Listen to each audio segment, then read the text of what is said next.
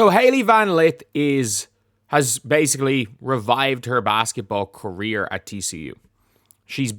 I genuinely do think she was absolutely exceptional at TCU.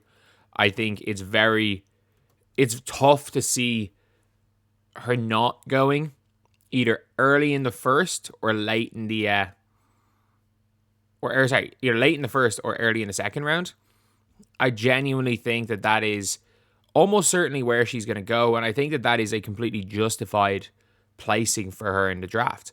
I think, for me, I would always put her at a very similar level to a Georgia Amore. And I know a lot of people are like, oh no, Georgia Amore is a true point guard. And it's funny, I can't remember, was it Sue Bird that even said, in today, true point guard is the most meaningless thing. It's like, if you've got a two guard who has the ability to play to one, that is 100 times more beneficial than a true point guard without the ability to play off the ball, which is true. Hailey Van Lith, I do think it depends on the team, but I think she could be a real good WNBA player. I do actually think that. And because of that, I think a lot of people are kind of underrating her almost.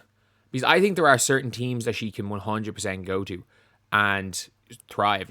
I think she was expected to be pushing for a lottery pick in 2024. Had she entered the 2023 WNBA draft and just said, you know what, I'm leaving after my junior year in Louisville after her best season when she was eligible, does she go fourth? Does she go over Stephanie Suarez? Because she definitely goes over Lou Lopez Seneschal. There's no way that she goes any lower than fifth if she enters in 2023.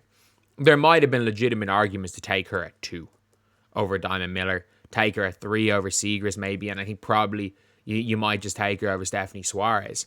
But anyway, yeah, I'm going to talk about 3 teams that I think will be absolutely perfect for her. So we got to look at the first round. So obviously, look, she's not going to Dallas. I don't think they don't need her. They don't need Mini Urike. She's not going to New York. Don't have a pick anymore. So she's not going top 5 anyway. 6 is the Mystics. And Mystics might swing on this.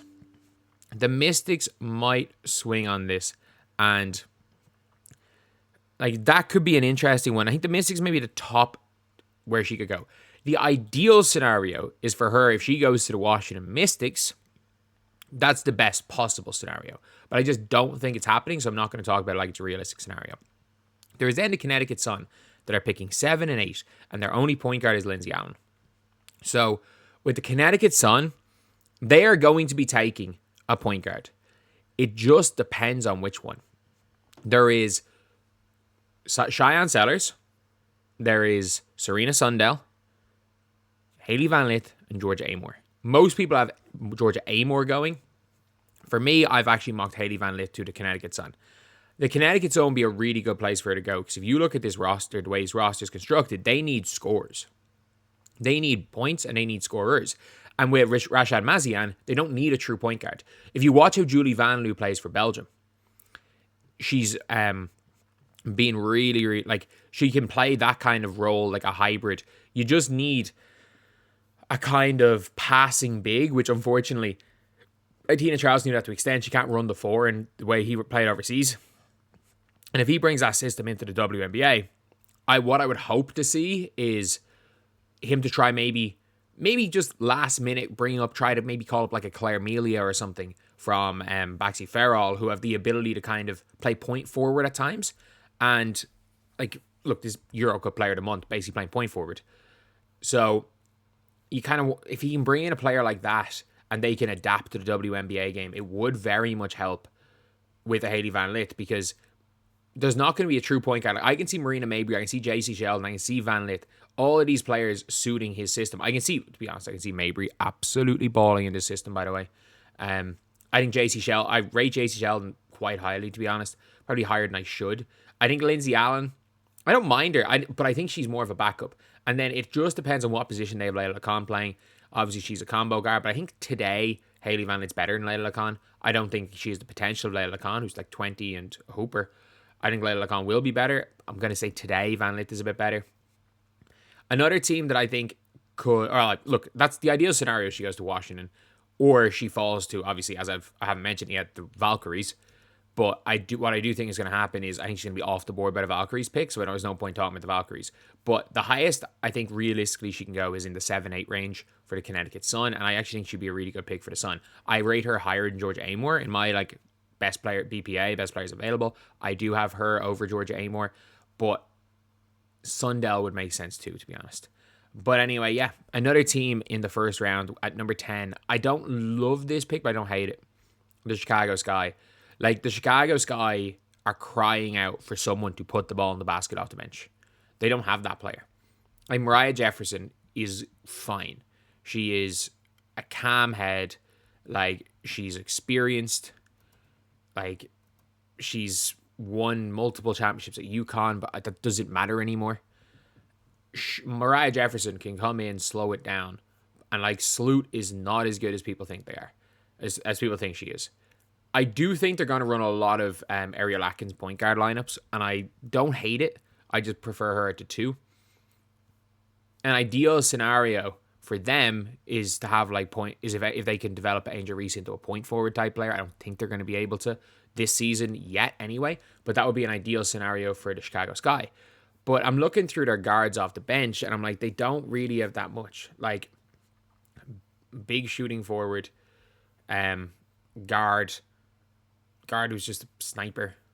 So I do think it would be an interesting pick at 10, but I could more than likely, I think they're going to go wing. I think they might go like Cheyenne Sellers, or I think they might go like, apparently you're talking about Maddie Westbell, but I assume that's a 16. If they jump and take Maddie Westbell at 10 after the season, that's crazy.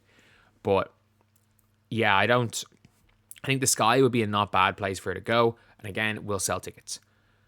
But I think the Aces, she just needs to beat out Dana Evans.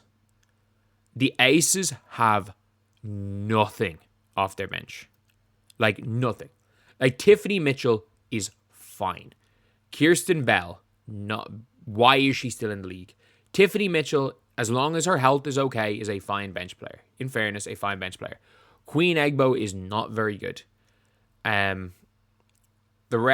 Evans is an interesting one, because you never know if Dana Evans can regain some of the form she had pre-Teresa Weatherspoon era Sky. Dana Evans could actually be like almost a 6th player of the year candidate. Like, Chelsea Gray is fine, but Chelsea Gray is going to is she going to last 44 games? And then their best bench player is probably Meg Gustafson. Like, they've gotten almost nothing off their bench. J.R. Parker-Tyus might be done for the season. Who knows what Liz Kitley's going to do? Kia Stokes is Kia Stokes. So, like, they're very reliant on their starting 5. And that can do for the playoffs, but with 4 extra games, they need some scoring off the bench. And Hailey Van Lith could be that. Genuinely, I think Hailey Van Lith, there's a chance that she is that spark plug off the bench for the Aces.